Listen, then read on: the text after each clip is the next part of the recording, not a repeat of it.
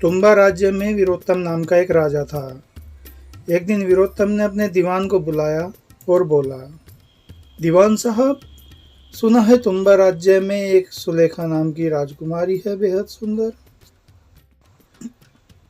हाँ महाराज, ऐसा ही है, परी जैसी खूबसूरत, दीवान ने हामी भरते हुए कहा।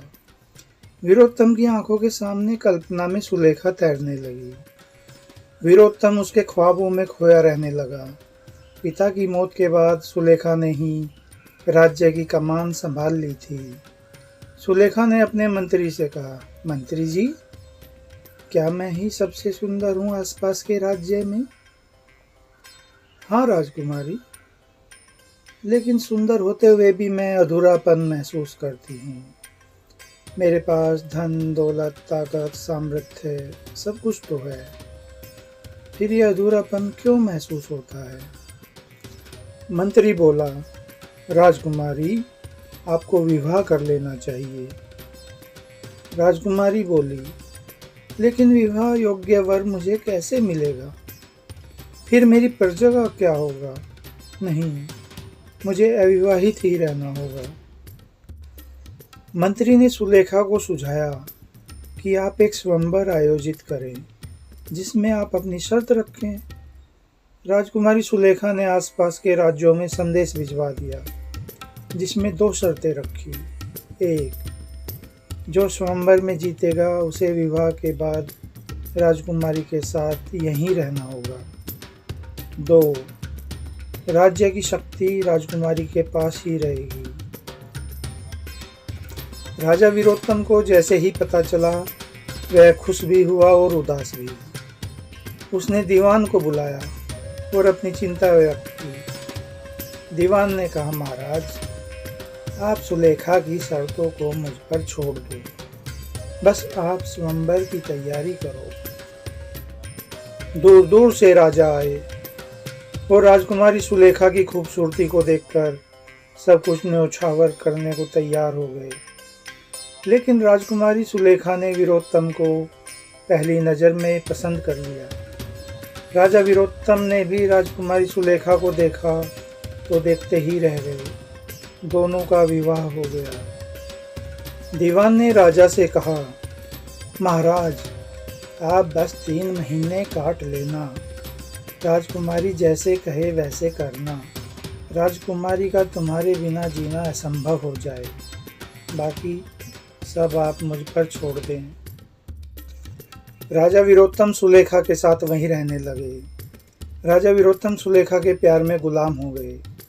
3 महीने होने को आए। राजा ने चुपके से दीवान को बुलाया। दीवान जी, कुछ करो।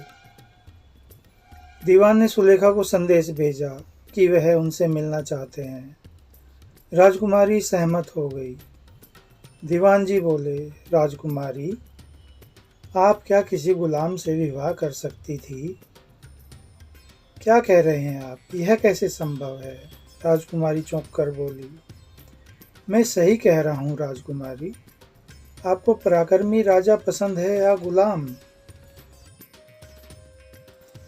यदि आपका जवाब राजा है तो राजा को राजा रहने दें। अगर आपका जवाब गुलाम है तो आपको राजाओं को स्वयंवर में न बुलाकर गुलामों को बुलाना चाहिए था। आप समझदार हैं, समझ गई होंगी। दीवान की बातें राजकुमारी को कचोटने लगी। सही कह रहे थे दीवान साहब, मेरी शान तो चौड़ी छाती सीना तान कर चलने वाले राजा के साथ चलने में है। अब सुलेखा वीरोत्तम के अंदर पराक्रमी राजा को देखने के लिए बेताब थी। वह जल्द से जल्द वीरोत्तम से इस विषय में बात करना चाहती थी, लेकिन स्वयंवर के समय रखी शर्त उसके कदम रोक लेती थी। उधर वीरोत्तम जल्द से जल्द अपने राज्य लौटना चाहते थे, लेकिन सुलेखा के साथ। सुलेखा ने निश्चय किया, नहीं, वो खुद ही अपने पति से इस विषय में बात करेंगी। पति पत्नी होने से पहले वो दोनों अपने अपने राजधर्म से बंधे थे। सुलेखा ने वीरोत्तम से कहा, स्वामी, मैं आपसे कुछ कहना चाहती हूँ। वीरोत्तम बोले, मुझे भी आपसे कुछ कहना है राजकुमारी, लेकिन चलो पहले आप ही कहो। सुलेखा बोली, आर्यवर, मैं एक असमंजस में फंसी हूँ, अगर आप मेरी मदद कर सकें। बोलो सुलेखा।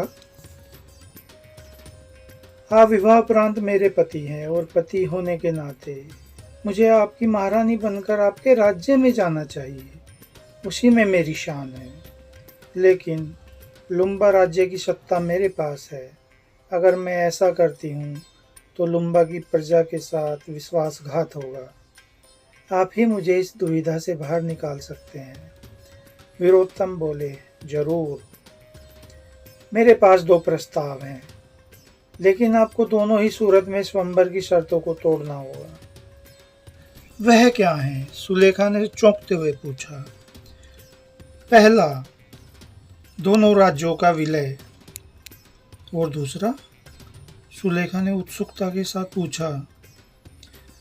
दूसरा, मैं तुम्बा राज्य में लौट जाऊं, दोनों अलग अलग राज्य को संभालें।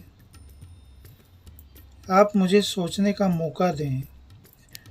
रानी सुलेखा, फैसला आपके हाथ में है, आप विचार करें। थोड़ी ही देर में वीरोत्तम का रथ आ गया। वीरोत्तम बोले, चाहो तो रथ तैयार है, तुम्बा राज्य आपके स्वागत के लिए पलके बिछाए है। सुलेखा बोली, नहीं, ये अभी संभव नहीं है। राजा वीरोत्तम रथ में सवार होकर वापस तुम्बा राज्य लौट गए। वीरोत्तम समझ चुके थे रानी सुलेखा अपने राजधर्म के आगे बेबस है, लेकिन उनके लिए सुलेखा को भूल पाना मुश्किल था। एक दिन राजा वीरोत्तम ने रानी सुलेखा को संदेश भेजा कि वह लुम्बा राज्य पर आक्रमण करने वाले हैं। दोनों राज्यों के बीच भीषण युद्ध हुआ। रानी सुलेखा पूरी बहादुरी के साथ लड़ी, लेकिन सुलेखा ने हारने का निश्चय कर लिया। अंततः वीरोत्तम की विजय हुई। युद्ध के बाद जब वीरोत्तम ने दोनों राज्यों की सीमा को मिलाकर एक नया बड़ा राज्य बनाया, तो यह सुलेखा के लिए एक नई चुनौती थी। वह अब न केवल लुम्बा की रानी थी, लेकिन इस नए विस्तारित राज्य की महारानी भी थी।